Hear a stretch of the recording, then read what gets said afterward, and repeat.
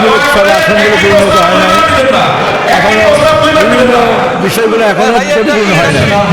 এবং আমাদের তফসিল শীঘ্র ঘোষণা করবে এবং আমরা তার প্রস্তুতি নিতেছি। যেমন আমরা অন্যান্য দলের কথা শুনতেছি যে তারা প্রচার করতেছে আমাদের অনেক আগে হয়েছে, কিন্তু আমাদের এই প্রচারটা করার পূর্বে আমাদের এই মিলিত শক্তি, হ্যাঁ, আলাপ আলোচনা করে মত বিনিময় করে আমরা একটা জায়গায় পৌঁছেছি। আমাদের সবাই ঐক্যবদ্ধ এবং আমরা তফসিলের আগে এটা পরিচালনা কমিটি করতেছি এই কারণেই যাতে তফসিল দিয়ে দেয় এবং আমরা যেন সবাই একসাথে মিলে কাজ করতে পারি। এবং এতে করে আমাদের একটু কাজ অনেক বেশি এবং সেজন্যই আমরা পূর্ণভাবে সবাইকে একমত করতেছি। আনুষ্ঠানিকভাবে আমরা হচ্ছে নির্বাচন পরিচালনা করে দিই।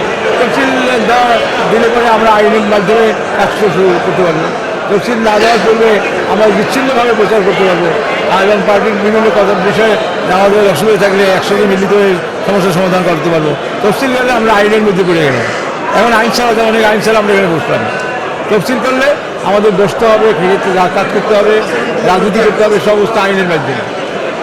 না, এখানে জোট টুট করা ইসলামী দল হোক অন্য যে কোনো দল হোক, আমরা বেশি করে রাজনৈতিক দলরা যদি অংশগ্রহণ করে তাহলে সেটাও একটা ফেয়ার নির্বাচনের এক নম্বর।